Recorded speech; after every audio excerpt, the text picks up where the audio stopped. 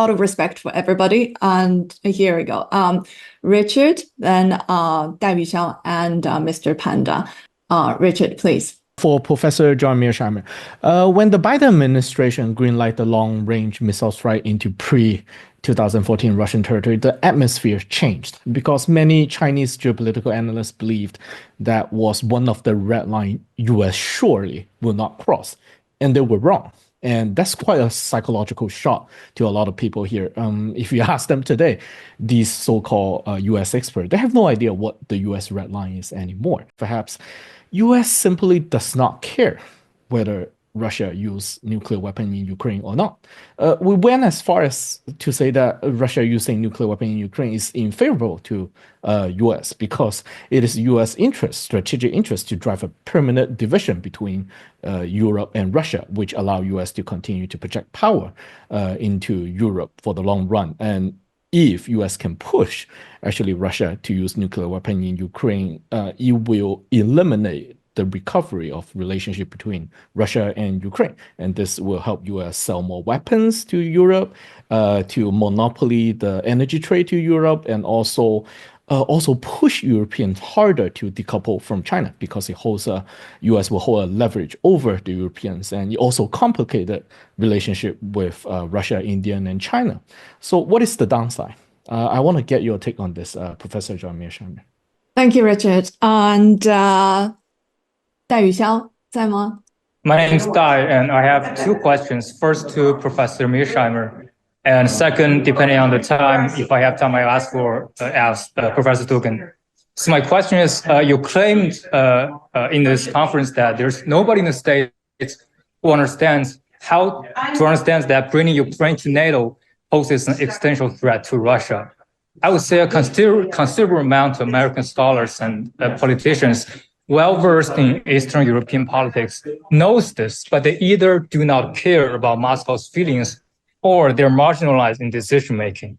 I mean, to most of us, the U.S. foreign policy these days are just determined not based on real politics or national interests, but determined by interest groups like the military-industrial complex and the Israeli lobby, as Professor Mearsheimer wrote in the book. They knew Ukraine is not going to win. They knew Israel is not going to win. They knew Taiwan is not going to win, but they still support those parties for the sole purpose of selling more arms. So my question is, under what circumstances, if ever, will Washington get a hold of itself, override those powerful interest groups, and start to make rational decisions for the people and the state of America? Panda? Thank you, Sally. I have only one question for both honorable professors regarding the Trump 2.0. Trump had shown a tendency to withdraw from existing international organizations and traditional alliances during his first term. And the policies outlined in his Agenda 47 and RNC 2024 platform seem to prioritize domestic issues largely over foreign affairs, suggesting a shift toward isolationism again. So do you agree with this observation? If yes, what strategic opportunities might this present for China? Or what role do you suggest China play for its peaceful rise as a global power in the potential absence of active U.S. engagement on global stage? And that's my question. Thank you. I'll answer all three and then turn it over to Professor Dugin, who can, answer all three as well. With regard to Richard's question, the first question, which had to deal with the ATACMS, and I think his question boiled down to, sort of why did the United States do this and what is the downside? Now, with regard to why the United States did it, I don't think that President Biden decided to attack into Mother Russia with ATACMS because he thought it was going to influence the course of the war. I think the Biden administration understands the ATACMS just don't matter that much in terms of influencing the course of the war. I think that President Biden is very concerned about the possibility that Ukraine may collapse on the battlefield before he leaves office. What President Biden wants is for Ukraine to lose the war on Donald Trump's watch, not on his watch. So I think that by using ATACMS, he thought that he could increase the chances on the margins that Ukraine will hang on until January 20th. Furthermore, I think Biden, once he leaves office, wants to be able to say, I did everything possible to help the Ukrainians. And giving them ATACMS or allowing them to use ATACMS to attack Mother Russia will allow him to say, after he's done being president, that he did everything possible to help the Ukrainians. He gave them everything they wanted. So I see this as basically a case of Biden protecting his own reputation. Because again, I don't think it's going to affect the outcome at all. Now, the second question on the ATACMS is, what is the downside? I actually think there's not much of a downside. I think it was a mistake to use the ATACMS. There's going to be some escalation, and I don't think that's good. But my view is that Putin has two goals. His first goal is to win on the battlefield, number one, and two, to avoid World War III with nuclear weapons. It's very important to understand that Putin has no interest in seeing this war escalate, and he has no interest in seeing nuclear weapons being used. Putin has an interest in winning the war against Ukraine and the West inside of Ukraine and getting a settlement that's favorable to Russia. And at the same time, again, avoiding a general thermonuclear war, or indeed any nuclear use.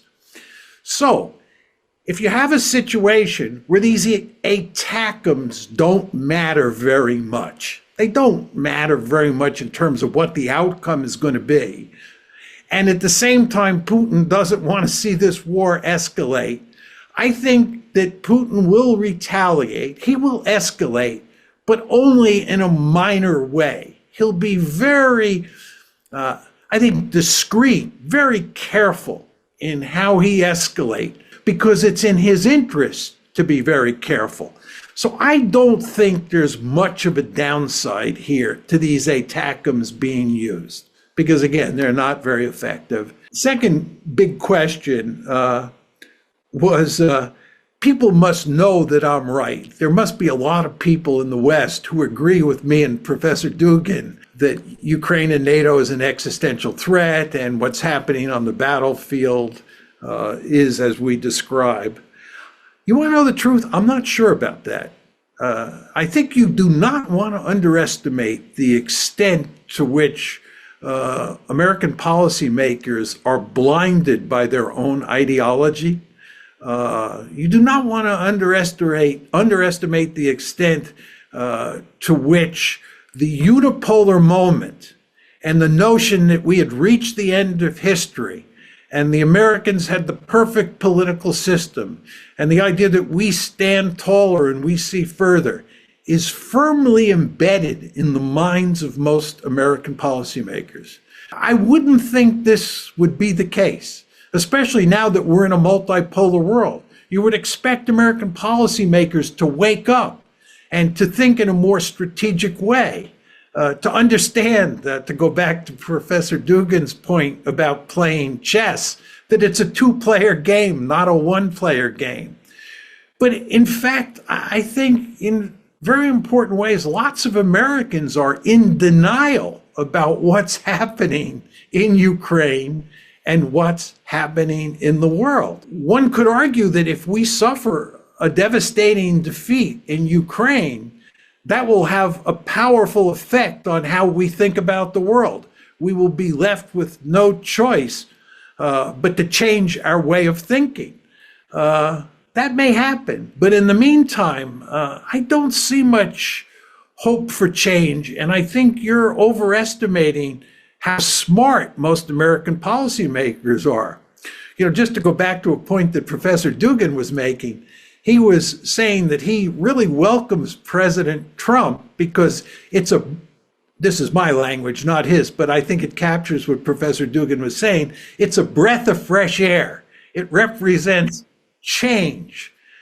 I'm not sure about that. The argument I usually make is there's not much difference between the Republicans and the Democrats. And when you look at the cast of characters that Trump has surrounded himself with, they look just like the Democrats. I don't see much difference. There's huge amounts of Russophobia in the Republican foreign policy establishment, just as there is in the Democratic foreign policy establishment. Now, I think where Professor Dugin is correct is I think Trump himself is a breath of fresh air in the sense that Trump wants to break with that mindset. I think he does. I think he wanted to break with that mindset in 2017, the first time that he went into the White House. But it's very important to understand that he failed. And he failed because he's embedded in the foreign policy establishment of the United States, which has this sort of reigning worldview that privileges us over everybody else. And my great concern is that that foreign policy establishment will dominate Trump again. So I don't see much evidence of change on the horizon inside the United States. With regard to Panda's final point, just about alliances, I think that the one positive aspect of Biden's foreign policy over Trump's was that Biden treated allies with respect. The United States needs allies. Alliances matter in a multipolar world. The United States needs to have good relations with its East Asian allies. And Trump has a tendency, a powerful tendency, to want to slap allies around. He wants to slap tariffs on allies every bit as much as he wants to slap them on neutral states or adversaries. So I think the United States could have some problems moving forward in crafting alliances in East Asia and in other places around the world because of how President Trump treats allies. So I think that's a real problem. My final point has to do with isolationism. There is no threat of isolationism in the United States. The American foreign policy elite in the Republican Party and in the Democratic Party is filled with people who want to run the world. They're people who want to tell China and Russia what their politics should look like. These are people who believe we are the indispensable nation. There are hardly any people in the American foreign policy establishment who don't believe that we're the indispensable nation, that we stand taller, we see further. We have a right, we have a responsibility, and we have the power to interfere in the politics of every country on the planet. This is the way the American foreign policy elite thinks. And when I hear people talking about isolationism, the United States pulling out of Europe, pulling out of East Asia, pulling out of the Middle East, coming back to the Western Hemisphere, creating Fortress America, this is not serious commentary, right? This is, talk about Donald Trump being an isolationist is just empty rhetoric that's designed to smear Trump and make it look like Trump is a troglodyte, that Trump is a fool, that Trump doesn't know what he's doing. He's an isolationist. He thinks this is 1938. That's not what Trump is thinking. But even if Trump is thinking that, he is surrounded by people who are anything but isolationists. So I wouldn't worry about isolationism, but I do think the whole matter of alliances and how Trump deals with our allies is a matter of great concern. That's my commentary on those three excellent questions. Thank you, Professor Dugin. So I would like to maybe sum up. I think that Mr. Mearsheimer has described absolutely correctly how Mr. Putin considered the situation in the escalation. So the main idea, the main strategy of Putin is to have victory on the battlefield with using conventional weapon. only conventional weapon. Maybe it will take a time, but we are ready for that. We are trying to adjust our economy, our society, our political system to this long war with use of the conventional weapon against the West in the Ukraine until we consider that we could stop. So we consider, not anybody else could suggest us to stop. So that is precisely that.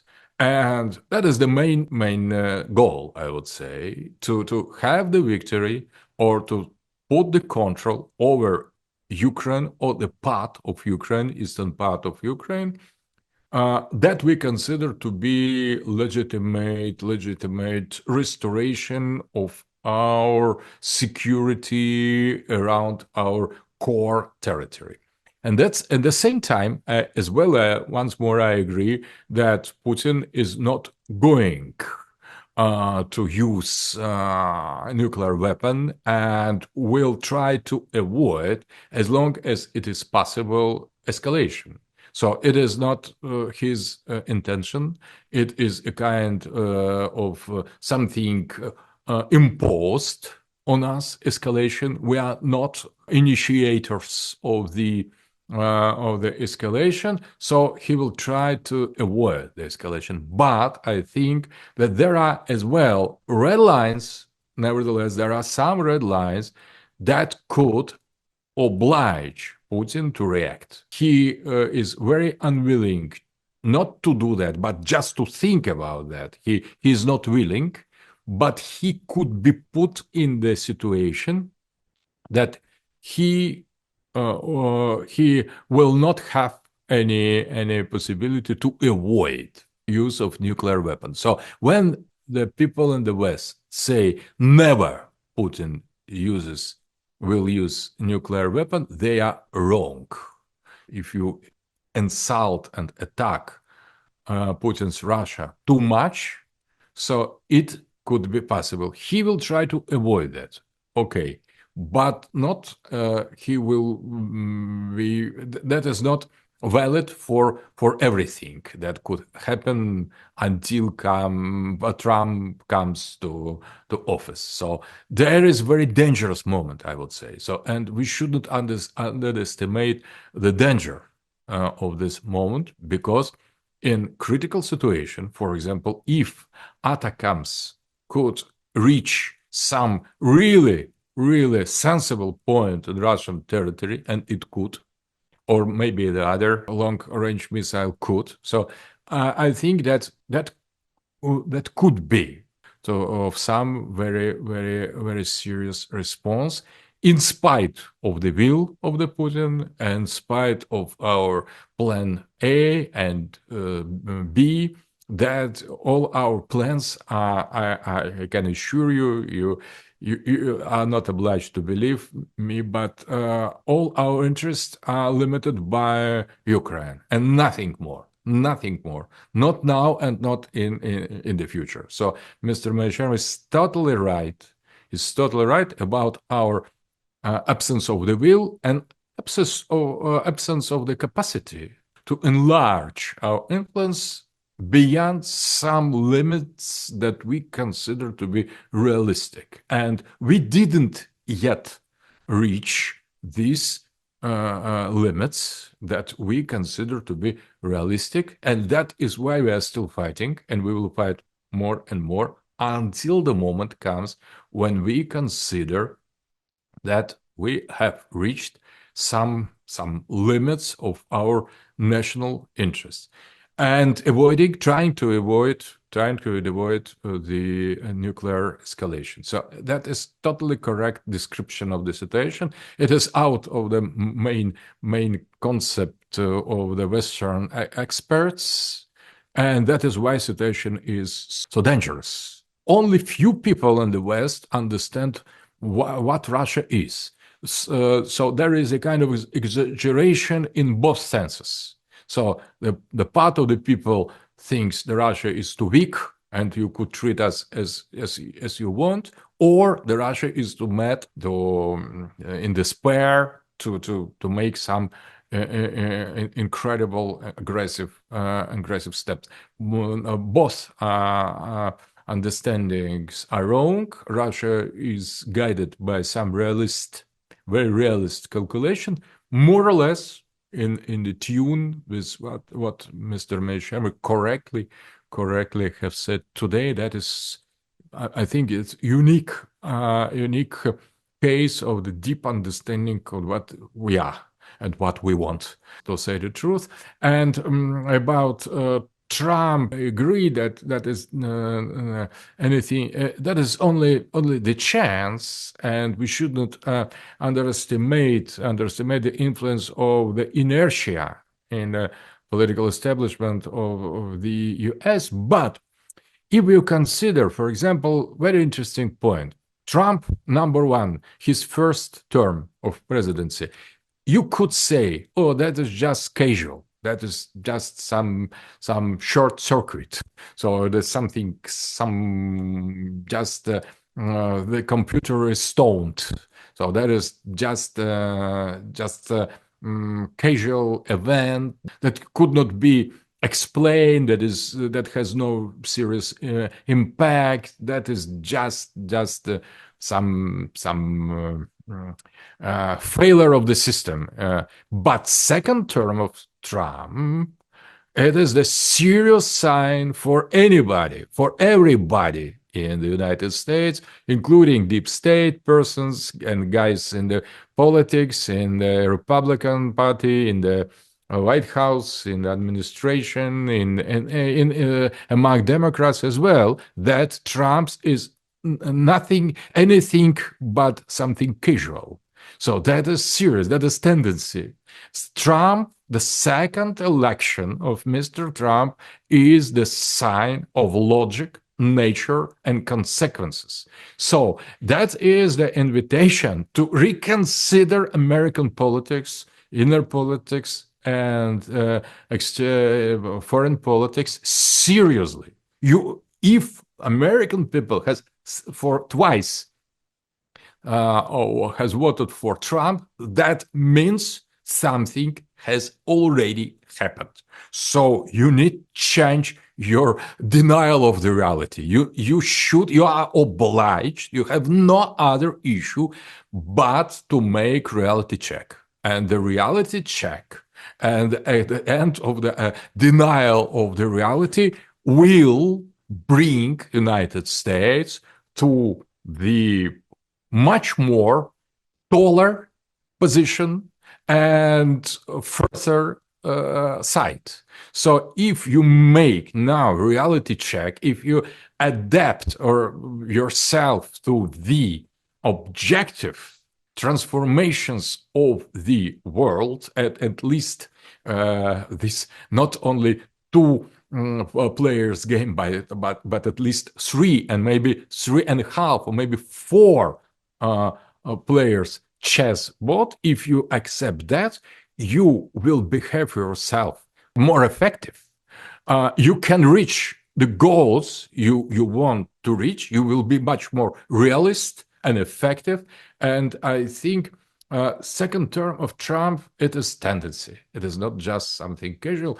And I think that now not only America should shape global politics, but America should let the other as well to participate in this shaping of the world structure. And China and Russia and India, including the smaller, lesser powers, they can have their place in this reshaping of the world. And that will help to United States of America to be great again. But in order to do that, I think that the line of realist strategical thinking explained and exposed by Mr. Mearsheimer is one of the best and shortest way to do that. So, and that is the part of American heritage. realism, not isolationism, not return to the archaic isolationism, just realism. That was one of the main school of international relations of United States of America during 20th century. The globalism, or this dominance of liberals in the international relations, is something recent. That is something new that lasts a little bit than three decades. Before, that was the balance between liberals and realists. So realism is nothing. There is nothing Russian in that. Nothing Chinese. That is purely American way to consider the international relations. So that is return to the recent past, to the kind of American identity. And I think that the second coming of Trump is something like that, the sign of the possible turn, the realist turn, the end of unipolar moment, the end maybe of liberal moment as well, but that could coincide with the fans of American interests. So I see here no contradiction, and what Mr. Mearsheimer has told about nationalism, that fits perfectly in that. I'm not in favor of nationalism. I could say much more words about empire, because I'm in favor of empire. I don't agree that empire means necessarily colonies outside of the seas, but that is a totally different topic. But the main idea that nationalism matters in modern world, it is obvious. That is just reality check, and it's very pertinent remark and observations and theoretical points. So I think if we could debate like that, we could avoid mutual annihilation. I hope. Okay. If everybody agrees, it's a wrap for today. Is that okay, Professor Mearsheimer and Professor Dugin? And thank you so much for everybody, and to all of our participants. We need all the help we can get in promoting this video, promoting the valuable conversation that we've had today. And to our audience who will be seeing this online in the next couple of days, please do follow us on our website, thechinaacademy.org. If you find today's conversation insightful and constructive, that's what we hope to bring. Thank you very much to our both speakers and to all of our participants. Thank you. 偷偷告诉大家，我最近发现了新法宝 Royal Face 逆时奇迹系列，它有活肤露、全效精华，还有精华霜。尤其我皮肤比较偏干，所以我非常的注重保湿。保湿做得好，肌肤自然烹润。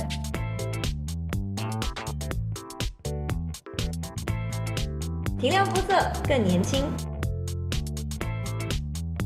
抚平皱纹超有感，而且气色变好。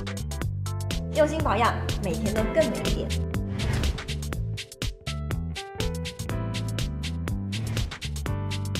美吧。